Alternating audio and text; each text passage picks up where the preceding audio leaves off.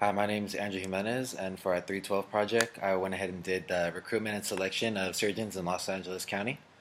For our learning objectives, the material I provide for you guys is going to explain the possible future shortage of surgeons with respect to increasingly high demand in our county of Los Angeles County.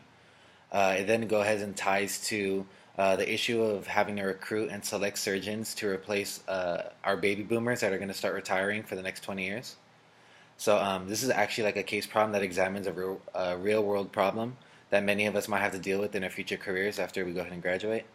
I also underline how hospitals can prepare for this baby boomer shortage by using new and traditional ways of selecting and recruiting the next generation of surgeons. So, kind of like a brief intro as to the topic and surgery in general.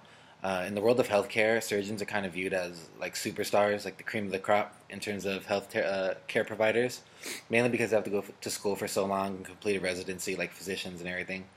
They're usually highly specialized physicians who operate on patients to repair injuries, conduct preventable procedures, preventative procedures, and remove malformations such as tumors from people that have benign or malignant cancer. So, the way I kind of looked at this is from the perspective of a hospital. So, as healthcare administrators, we're going to be running hospitals, and hospitals are essentially run like a business. Um, Procedures vary in price, and when it comes to surgery and surgeons, the operating room of a hospital is one of the most profitable areas of a hospital. So with this, you want to go ahead and get a surgical staff that provides care that's not only efficient, but it's quality care, and it keeps the liabilities to a minimum. So this is what they do in order to accrue the most hospital revenue. So for my case problem, I kind of gave a scope and showed that Medi-Cal successfully covered to this point 1 in 3 people living in California, and it's led to a high demand of health services such as surgery, since people are covered in insurance and can get the surgeries they need. The CDC reported that every year 51.4 million surgeries are performed across the United States, and in Los Angeles County, there's around 110 hospitals that perform surgeries and like acute centers like that. And so our top five hospitals are, this isn't in order. It's UCLA, USC, the Keck Medicine, UCI, one of the Kaisers in Los Angeles, and then I believe Cedar Sinai, which is, I mean, probably our best hospital in the county. And just between these five hospitals, they perform about 100,000 surgeries annually. So if you figure that, I mean, by five, it's about 20,000 per hospital annually. At this current point in time, our ability to keep up with surgical demand might be tested, like I said, over a generational event, which is the baby boomers, so those within the range of 52 to 70 years old. As of right now, 2016, every day, 10,000 people are going to turn 65 or older. We can predict usually that retirement age is about 65, that a lot of people are going to start retiring, which in turn might take those baby boomers that are surgeons away from the surgical rooms, I mean, in mass amounts. And then the problem is that to become a surgeon takes so long because you figure you have to go get your bachelor's, go to grad school, medical school, and then go ahead and complete a residency in a hospital or a fellowship, whatever people choose to do, and it takes about 12 years.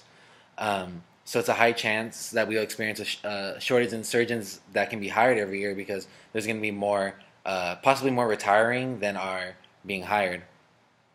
So the way I kind of approach this and like searching for a solution using recruitment and selection is really in the future we're going to have to focus on compiling the best health professionals to ensure the type of care that is efficient and excellent of quality in our own hospitals.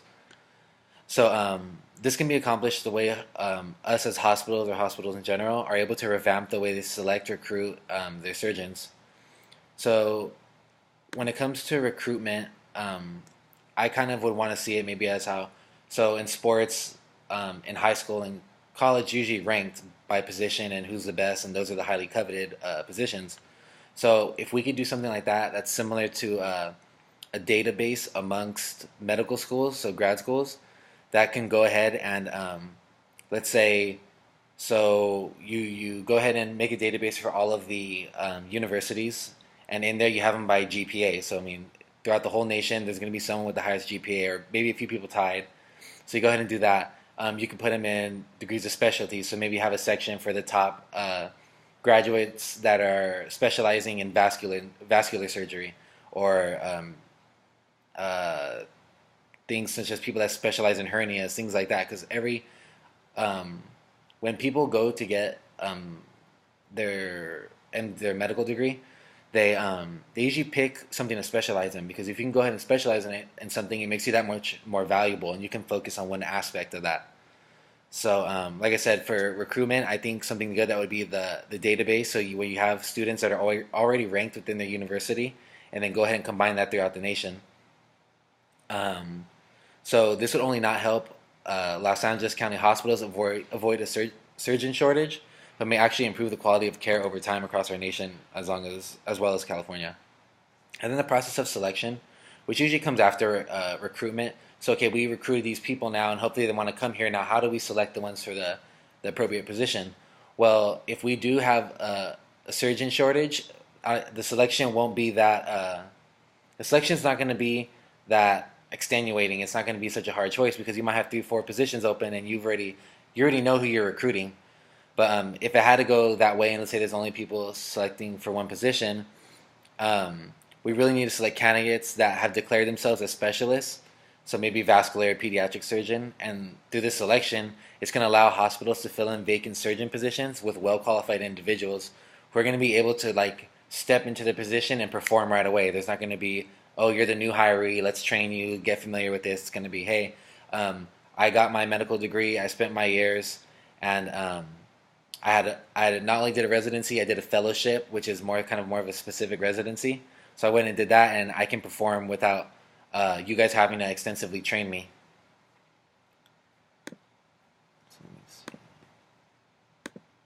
Okay, so real quick to wrap it up. So these solutions might have unanticipated outcomes. So if you think about one, so now you're giving these surgeons a rank, so they're going to come out of college and their fellowships thinking, hey, well, you know what, I want to get paid more than the next person, or how much are you going to pay me because I'm the number 1 ranked highest. So definitely something that could happen as a cost of that is salary inflation. So these heavily sought specialists atop these models are going to feel like they deserve more money.